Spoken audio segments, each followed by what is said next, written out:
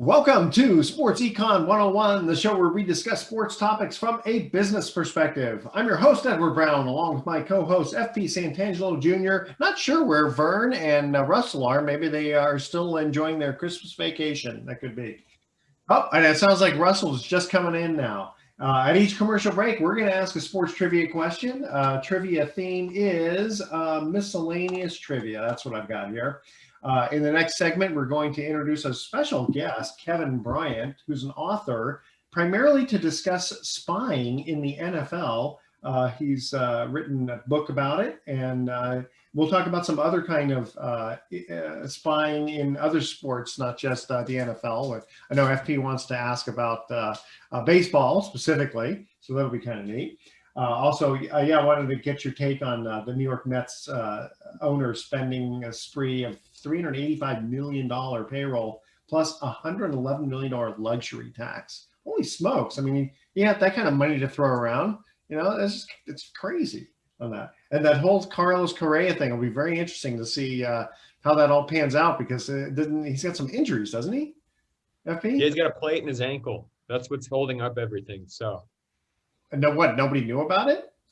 They did, but they're hiding some information about that, and we'll talk about the flow of information later. Yeah, that'll be very, very interesting. Okay, and then maybe if we have some time, we'll get into the year in sports. This is our last show for the year 2022.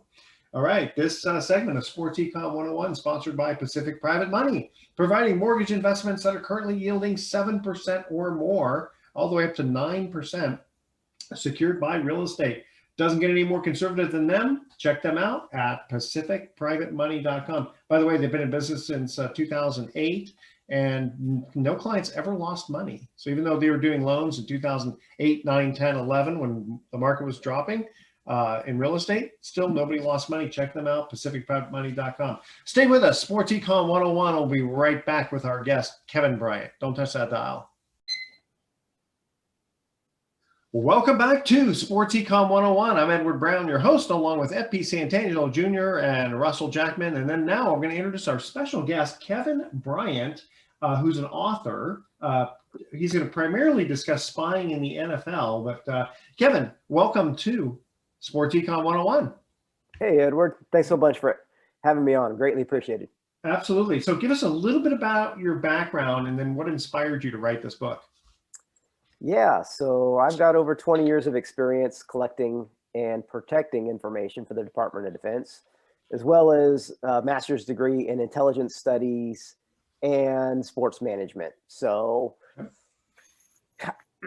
Combo? You know, it was just after Spygate, and Spygate was the first thing that really got me interested into, you know, how much spying goes on in the NFL.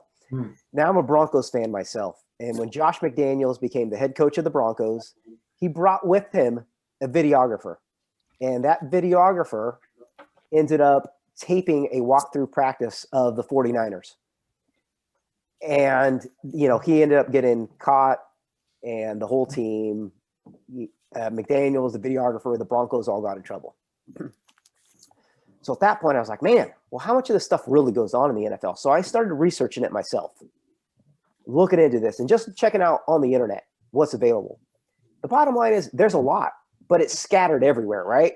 Yeah. And so I said, you know what? I kind of, after a few months of searching, I found the end of the internet on that topic. I said, I'm going to read some books on this. So I went on Amazon and tried to find something. Nothing. One book about Spygate, and that's it. I said, you know what? I said, I've been wanting to write a book for a long time. This fits within my wheelhouse, my personal experience, as well as my degrees. And so I spent the next 7 years researching and writing, this book of mine, Spies on the Sidelines. Wow. Very cool. Very cool.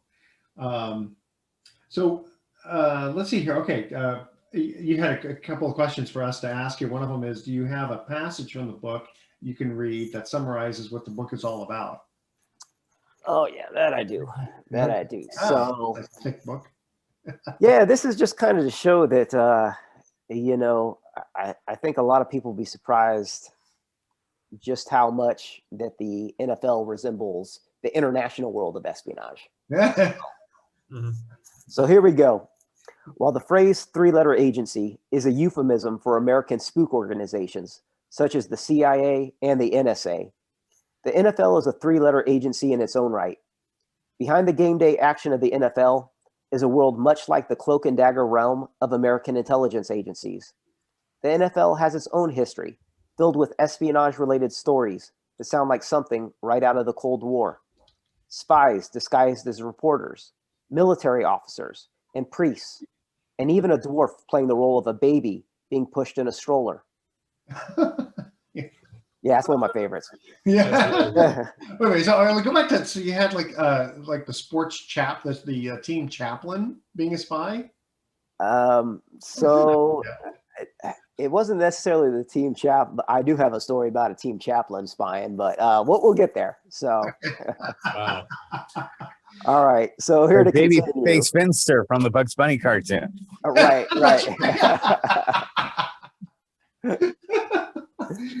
Okay, very, very cool. So, hey, Kevin, I got a question for you. Yeah. So, with all your years of research on this and just kind of getting to know the NFL, would you say like a team would be at a disadvantage if they weren't trying to spy because it's so prevalent? Yeah, absolutely. There's no doubt, 100%. Now, so what I do for the book is I break it down into categories. So we've got collection that all teams are engaged in using various methodologies. We've got methods that are, I would say, controversial, but that most teams still use. And then we have methods that are just they're illicit, meaning they break NFL rules and bylaws and maybe even U.S. laws that have still gone on and either been used or suspected of being used. So yeah, I go into all three. So absolutely, all teams are involved in collecting information on their opponents. I'm sorry for interrupting. This reminds me. So the original, The Longest Yard with Burt Reynolds in that movie, there's a part in there where he asks caretaker for X-rays of all the prison guards, and he said, "Why?" He goes, "Well, I want to know which bones have been broken." And then they go ahead and they do extra casts and stuff on their arms and figure out which prison guards have more weaknesses. So I mean, boom, there you are. And that was 1974. Yeah. Well, yeah. I mean, that's one of the areas that the NFL collects a lot of information about injuries. For example. So how do you gather that? Well, a lot of it you collect through the media. So you look for snippets in newspapers, on radio, on TV of someone tipping their hand, saying a little bit too much about whether it's themselves or whether it's another player on their team or a coach. Or even, I've got examples in the book of how coaches have actually taken X-ray exams from hospitals saying, hey, we don't want this here because we're worried that another team is going to manage to get their hands on this. And we don't want them to know that our quarterback or whoever is injured. And so teams are really, that's the reason that they, one of the big reasons that they don't allow reporters in practices for, maybe just for warm-ups and that's it. Sometimes not for weeks on end, especially during the playoff runs, and then there's people out there trying to gather that information. And that could take a variety of forms. That could be people trying to spy on practices. That could be people literally doing surveillance on an individual to try to figure out, follow a player around and try to figure out, is he injured? Is he walking around the supermarket with a limp? All that type of stuff, is out there. So let me actually, we got a couple of quick minutes here. FP, you wanted to talk about the Carlos Correa situation, and that kind of fits in. Yeah, that's going to be a long one. So okay. I got one more question for you. So we think about the NFL and these teams and these organizations spying on each other, but have you ever thought about Las Vegas and these betting companies spying on teams to make sure that their odds are correct? Because there's a lot of money in betting, and we're talking about hundreds of millions of dollars that go on every week. Do you think like Las Vegas and these betting companies have spies as well? Yeah, absolutely. That's a subject I researched pretty heavily. So the NFL has a group in there. It's called NFL Security. And these are a bunch of former FBI agents for the most part that Number one, they tackle any big issues like that, and betting and making sure that games are not fixed is probably their number one task. So the NFL has had some incidences in its past that have called into question the integrity of some games if some players were compromised. And so, anytime you get to that point, if fans feel that the game is compromised, that can cost them tens, hundreds of millions of dollars, if not billions, right, in lost revenue. Because we've seen anytime that fans feel like, hey, these players aren't respecting, the national anthem or the flag or, anything like that can cause a bit of a controversy. There we go. You got it. Yeah. Wow, man. Whew. It can cause some problems, and betting is just one example of that. Yep. All right. Okay, guys, we're going to cut to our first commercial break here, talking just miscellaneous trivia. What is the only country to have played in every single soccer World Cup? There's only been one country that has played in every single soccer World Cup. I guess the other ones just didn't have a good enough team to make it. Call or actually email edward@sportsecon101.com the answer to that question. We'll see if you're the first email with the correct answer. Again, one more time. What is the only country to have played in every single soccer World Cup? All right, stay with us. Sports Econ 101 will be right back with our special guest, Kevin Bryant. Don't touch that dial. Welcome back to Sports Econ 101. Edward Brown, FP Santangelo Jr., and Russell Jackman here, along with our special guest, Kevin Bryant. Quick question. What is the only country to have played in every single soccer World Cup? England. No. Really? They invented the sport. Come on. Yeah, I guess they had a team that didn't make it. FP, where are you right now? Brazil. That makes sense. Yeah, Yep. Brazil. Because the head of FIFA is Brazilian. He was for like the entire time the World Cup was a thing. So that's the first World Okay, Cup. very good. All right, well, we have our special guest, Kevin Bryant, who's written a book on spying in the NFL. Did want to move over just for a minute, FP. You wanted to bring up the Carlos Correa situation. Yeah, so we've had this really weird situation going with Carlos Correa. For those that don't know, don't follow baseball too much, he's a huge high-profile prospect that has a plate in his left ankle. The San Francisco Giants offered him and agreed on a $13 million, a 13-year, $350 million deal. Then they did a physical right before the press conference. He got pulled away with his family all ready to go. About an hour before the press conference. It's a very, very messy engagement. And then 12 hours later, he agreed with the Mets. And now he's got problems with the Mets with his physical. But I want to ask you, Kevin, this pertains really to all sports, not just baseball. The information flow has been crazy. And when we see hundreds of millions of dollars on the table between these teams and these players, there's a lot of wonky stuff going on. We see Scott Boras, who's one of the biggest agents right now, probably in professional sports, send out little seedlings to reporters, and then he's really controlling the information. And the San Francisco Giants, the baseball team, and the New York Mets are kind of locked right now legally and can't say anything. And Scott Boras is kind of having his way with the storyline. In your research, in your intelligent background, how much does the team control the information compared to the agent, or is it vice versa? Yeah, so it depends. That's a really good question. So I'll tell you, in college football in particular, a lot of times you will get teams that are really they will lock down that information flow. So you're hiring typically someone who works within that university, often a student, and man, that coach just passes whatever they want, and that is all that leaks to the media at times. Obviously, when you're getting into professional sports and higher end NCAA teams, it's a lot tougher to control because you've got a lot bigger audience and a lot more reporters coming in trying to get the scoop.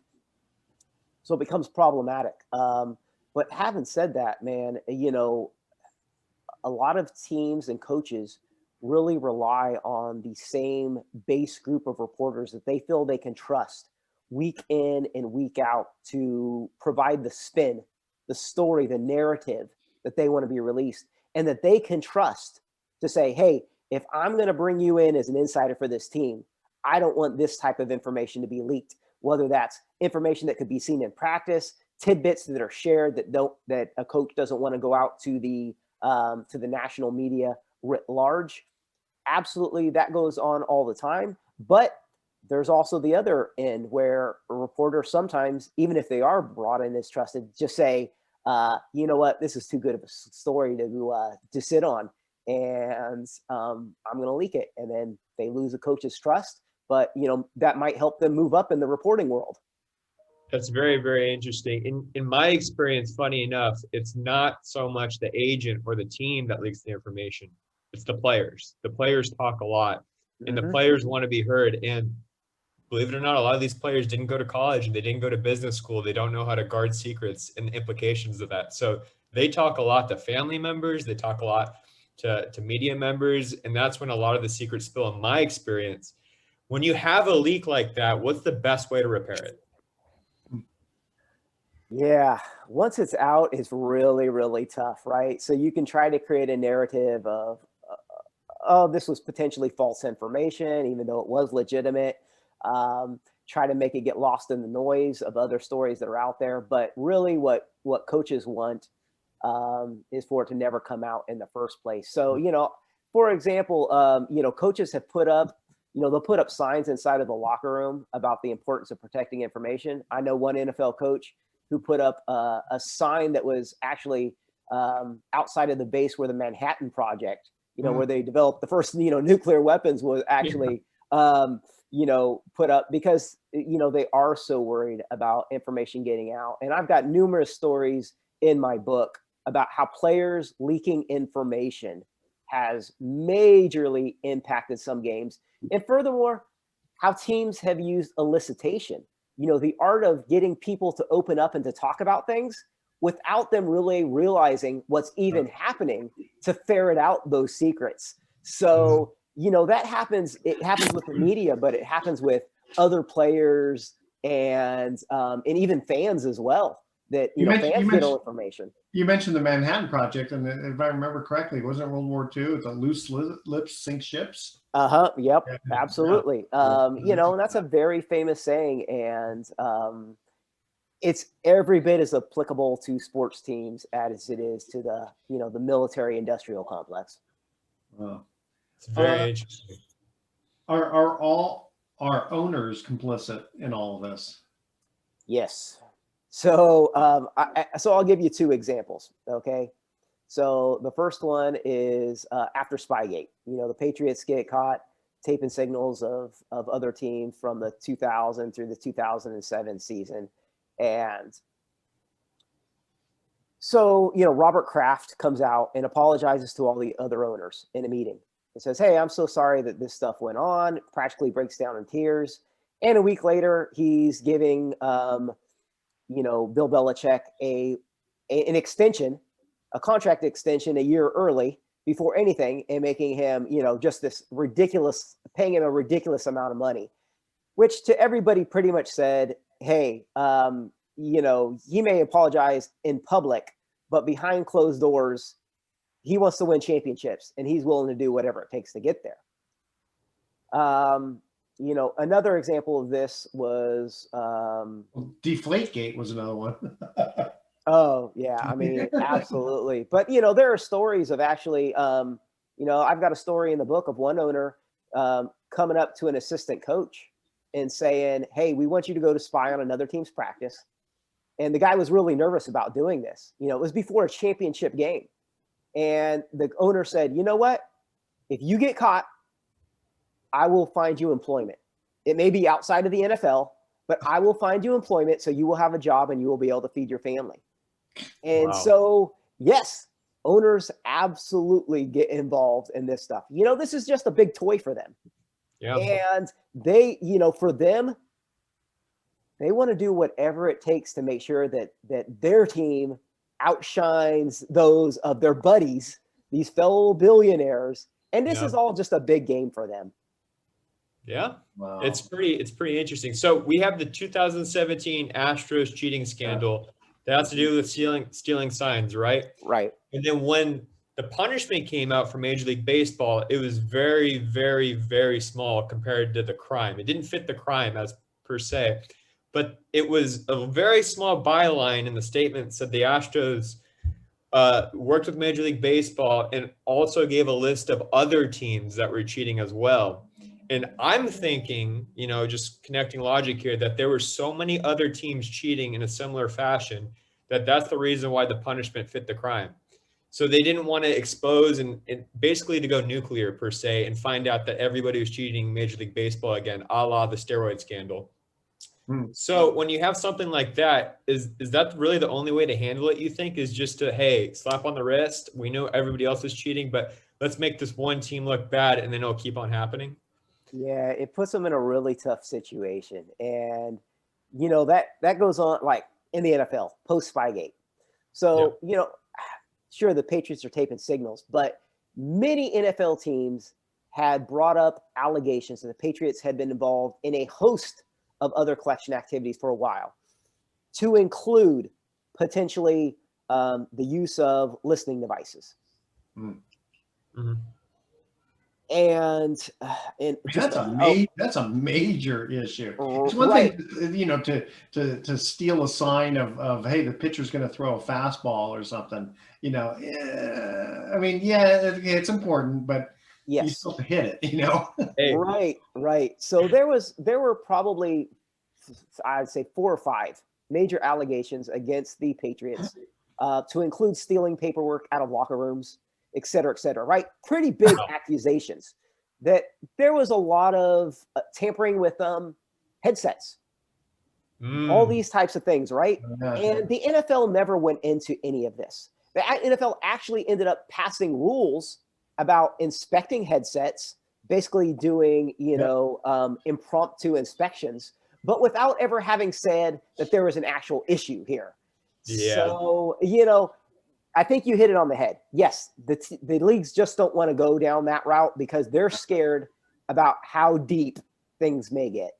Oh yeah, because that could just ruin the whole. It's just a lot of people just even won't watch football or baseball because of other reasons for stuff like stuff like that. Okay, here we're going to go to our second trivia question, miscellaneous trivia. Name the Sportsman of the Century declared in 1999 by both the prestigious U.S. magazine Sports Illustrated and the BBC.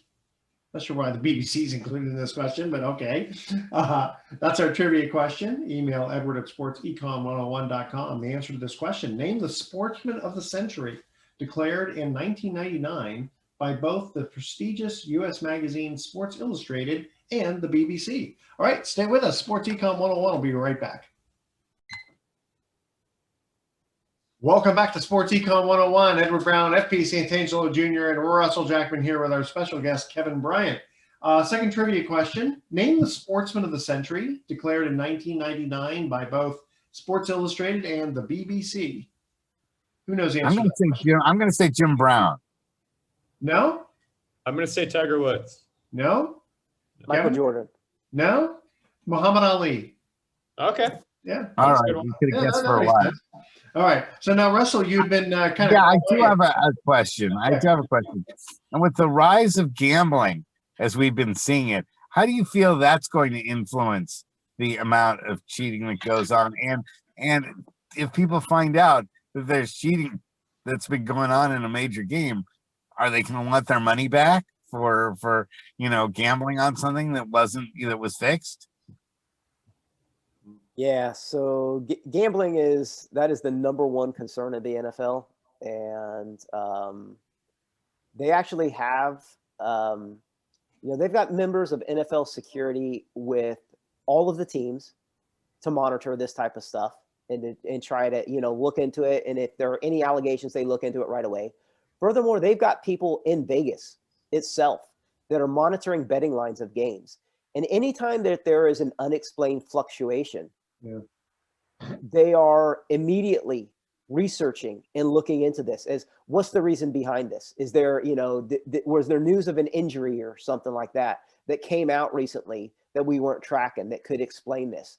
And if they can't explain it, then they're digging. And they've got they've got sources that they're talking to inside of, deep inside of in Vegas that are, that can potentially explain this. And because gambling and even, dealing with the mafia, how the mafia can potentially influence games is a huge concern of the NFL. And so, Hey, look what that's happened their with number one priority. with Sonny Liston going down against Muhammad Ali. The Phantom, one of the Phantom swings. I mean, they talked about how Sonny Liston was he into the mob for a bunch of money, and it was one of those sort of things. And because that guy was just, a lot of people don't know. You just ask Sonny Liston. You go back and look, that guy was a real powerhouse. And so, I mean, it had been doing with boxing for years and years.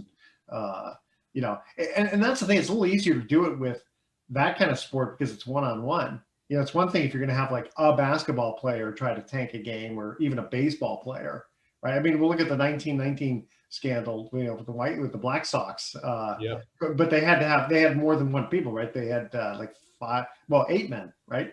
They tried to get 8 men on that. So my question to you, Kevin, and sorry to interrupt you, Edward. So we saw one of the biggest scandals, I think it's in 2002, the Lakers versus the Kings, right? With the NBA refs compromise. So how hard is that to contain? With the information they have and them trying not to influence the game, with the pay that they receive, because it really doesn't make sense, the pay they receive compared to what they could get if they were to throw a game. Right. Yeah. So that's an absolute nightmare for leagues to try to deal with.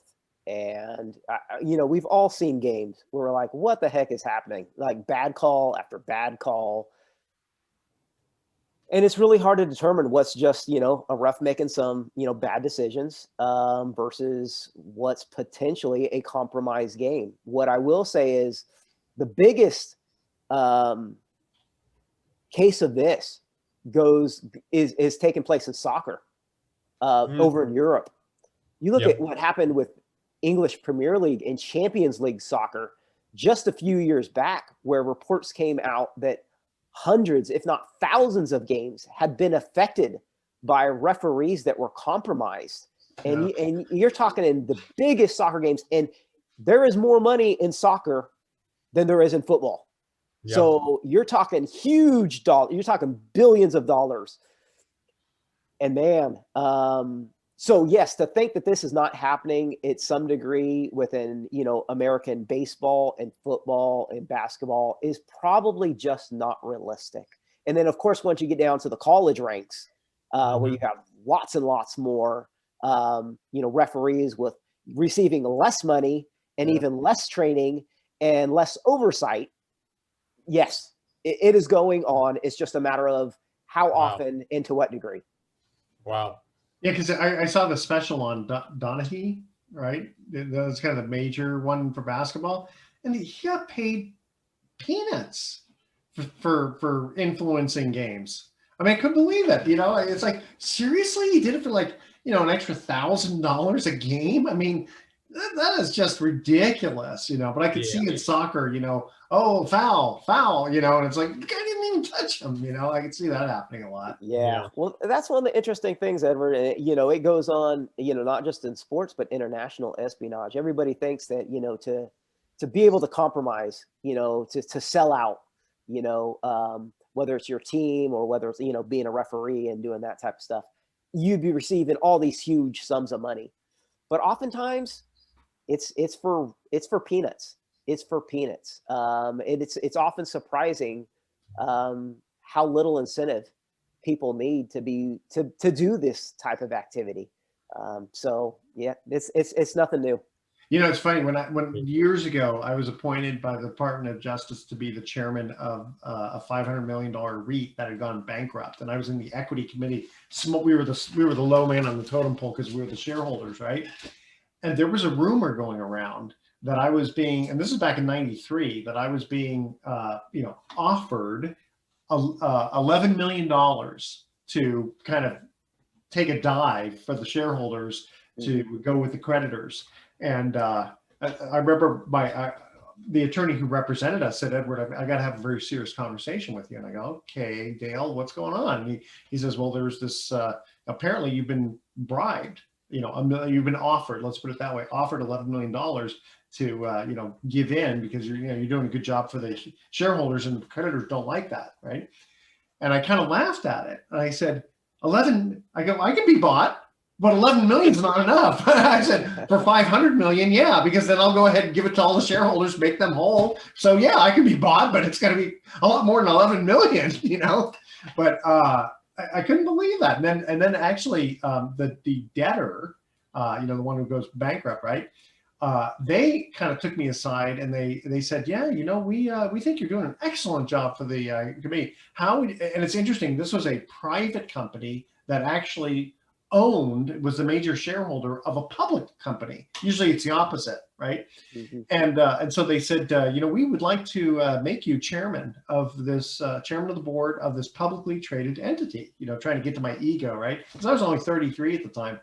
And I looked and I said, well, let me ask you something. If I decide to get off this committee, because obviously it's a conflict of interest, and I go on to, be the chairman of the board of this publicly traded company, I said, what happens if one day you just wake up, since you're the major shareholder, and decide, thank you very much, but we don't need you anymore? I said, can't you guys just fire me? And then now I'm not on either committee? Yeah, but if we think you're doing a good job, I go, no. I know what you guys are doing, you rascals.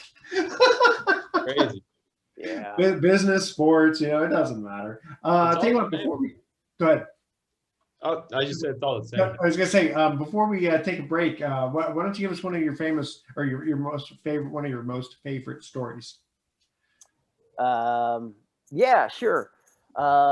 So let me grab one here out of my book. I would say, one of my favorites is Al Davis, who I think is one of the legends of the NFL, and he did a lot of nefarious activity. But one of my favorites was he once dressed up as a reporter after a game. He was currently, at the time, he was an assistant coach with Sid Gilman's Chargers. So he dresses up as a reporter to go into the Broncos dressing room and he sits down with a Broncos player and says, hey, what's the most difficult thing for you to defend against? And, and hands the guy, a marker and a board. And this guy starts diagramming out. He's like, oh, I hate it when offenses do this. And, and Al Davis is busy taking notes. Luckily, one of the Broncos coaches, saw him and realized who he was, and, kicked him out of the locker room. But, this type of activity and dressing up like a reporter, that's that's gone on a number of times in the NFL.